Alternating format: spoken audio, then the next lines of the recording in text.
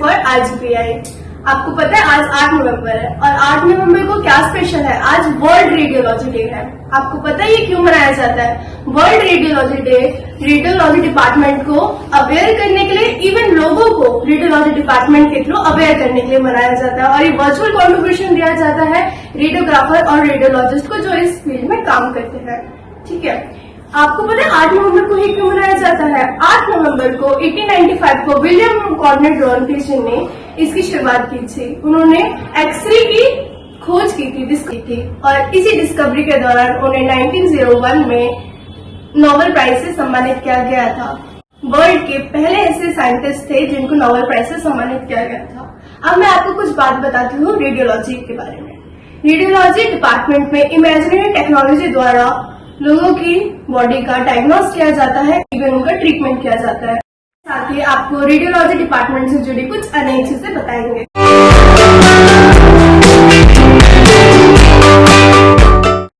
Hello everyone, my name is Tasniya and I am from VRIT first year.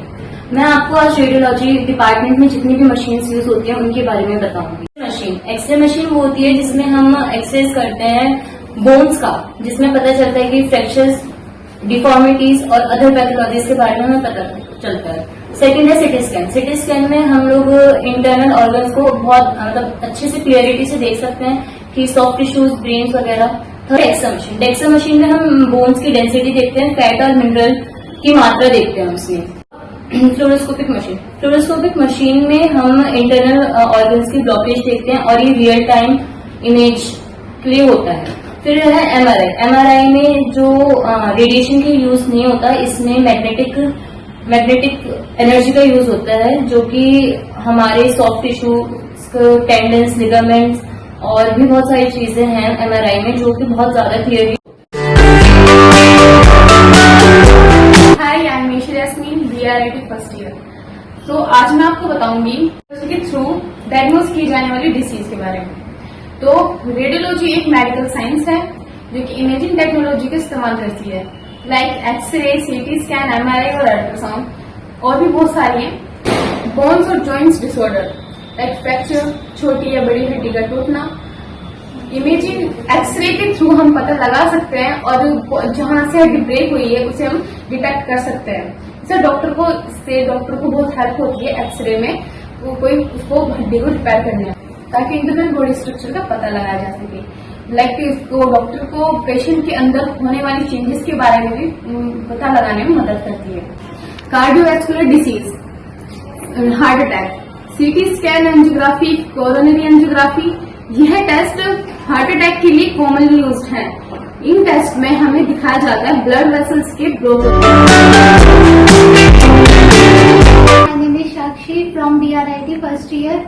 आज हम आपको radiation protection के बारे में बताएंगे कि रेडिएशन से हम अपने आप को कैसे प्रोटेक्ट कर सकते हैं और उसकी क्या गाइडलाइंस है और क्या उसके लिए हमें सेफ्टी के लिए रखना चाहिए। सबसे पहले होता है अलारा होता है एज वेल एज रिस्पॉन्डेबल, अचीवेबल। इसमें 3 रूल होते हैं, टाइम, डिस्टेंस, सिम्पटम। टाइम मतलब हमें मैक्सिमम टाइम में रेडिएशन में काम करना है और अपने आप को बचाना है।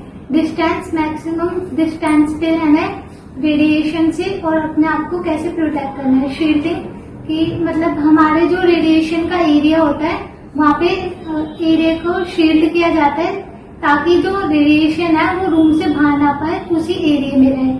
और रेडिएशन जो होती है वो 2 टाइप्स की होती है, ionising radiation, non radiation.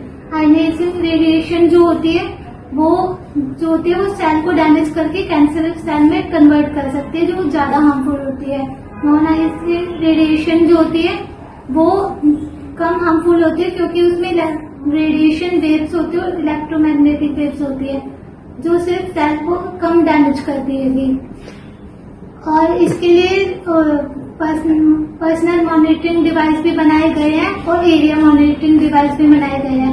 Personal monitoring device में डोजीमीटर आता है, जो वर्कर्स वहाँ पे एक्सरे में काम करते हैं उन्हें एक बैच दिया जाता है जो उनकी रेडिएशन को मेजर करता है और ये बैच हर 1 से 5 साल के बीच में चेक किया जाता है कि वर्कर्स को कितनी रेडिएशन वहाँ पर लगी है। और उसके बाद आता है area monitoring device. Area monitoring device जो वहाँ के एरिया को कन्वर्ट करता है, लैब से शील्ड किया जाता है पूरा एरिया, कि जो वहाँ पे बाहर पेशेंट आए हैं या फिर पेशेंट के जो साथ आए हैं उन्हें ज्यादा रेडिएशन ना लगे और वो रेडिएशन उसी एरिया तक रहे। आपके लिए इन्फॉर्मेटिव रही होगी और आपको रेडियोलॉजी डिपार्टमेंट के बारे में बहुत सारी नॉलेज हो गई होगी।